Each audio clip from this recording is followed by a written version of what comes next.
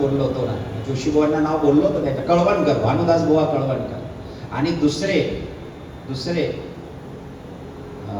मोठे केस वगैरे होते, त्यांच्या परिवार पण आहे, शिष्य परिवार धुळ्याला. भानुदास बुवा कळवणकर आहे आणि अजून एक नाशिकचे. तर ते रामाकडे काय मागायचे श्रोते जण माहिती आहे तुम्हाला? काय देवाजवळ मागताना त्यांनी काय मागितलं की हे प्रभू, वैभव दे रे राम, अचाट वैभव दे, अचाट वैभव दे रे राम. मग नुसतं वैभव दे का? नाही, वैभव दिल्यावर काय दे? दान धर्म मज दे रे राम. मला ब्राह्मणाला, मला कोणी अतिथीला, मला कोणाला दान धर्म करायची वृत्ती येऊ दे. आमच्या राजू भाऊनी बाहेर 100ची ती गड्डी काढली ना, आणि ते बँडवाल्यांना माझा जीव खालीवर व्हायचा. 2 एक माझ्यासाठी मी राहू दे.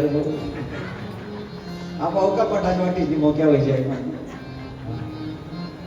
अचाट वैभव दे रे राम, दान धर्म मज दे रे राम.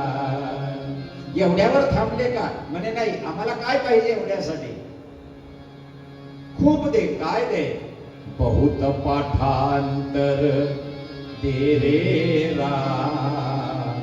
मला बहुत पाठांतर दे. श्लोक पाठ होऊ दे, स्तोत्र पाठ होऊ दे, तुझं भजन पाठ होऊ दे. बहुत पाठांतर दे रे राम. आणि सोबत आलाप वैभव दे मज राम, आलाप वैभव दे मज राम. आणि मग शेवट काय मागितलं? हे प्रभू, जेही नको ते दे मज राम. तुम्ही म्हणा ही काय मागणी आहे? जे नको ते दे. खरी गोष्ट आहे, जे नको ते मज राम है ना. एक दिवशी माझ्या मिसेसने मला प्रश्न विचारला. म्हणे महाराज, मी एक विचार तुम्हाला. म्हटलं काय?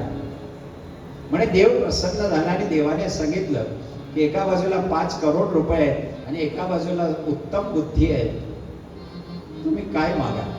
म्हटलं बुद्धी. आता बाईचा स्वभाव, बाई शेवट पैसे मागते. अनुभव येऊन गेला मला. बाईचा स्वभाव असतो, बाई पैसे मागते. तर ती म्हणे मी बुद्धी नाही मागणार, देवाकडे पैसे मागेल. 5 कोटी रुपये मिळत असतील तर काय हरकत आहे? मग मी तिला सांगितलं तू पैसे मागणे, बुद्धी मागेल. कारण ज्याच्याकडे ज्याची कमतरता असते तो तेल मागतो. माझ्याकडे अजून देवाचं गायन करायला, परमात्म्याचं गायन करायला अजून सद्बुद्धीची आवश्यकता आहे. मला देवाने, म्हणून आपण रोज प्रार्थना करून काय मागतो? देवाजवळ, देवा मला चांगली बुद्धी दे. आधी देवाजवळ बुद्धी मागा. बुद्धीचे वैभव अन्य नाही दुजे, एका केशव राजे सकळ सिद्धी. म्हणून बुद्धीला शुद्ध करणारी कथा आहे. सर्वांना या कथेचं फळ मिळेल. आपलं आपलं नारळ त्याच्यावर नाव लिहून या ठिकाणी ठेवा. आणि देवाजवळ आजच्या पहिल्या दिवशी काही मागायचं असेल तर एवढंच मागा, कुठलीही अडचण न येता घरचे घरी सुखी राहोत आणि आम्हाला आमच्या घरी इथे सुखी राहू द्या. भगिनींनो, तुम्हाला स्पष्ट सांगतो,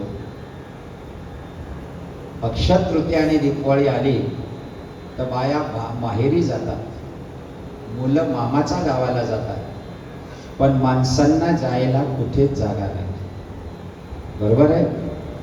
कुठेच नाही.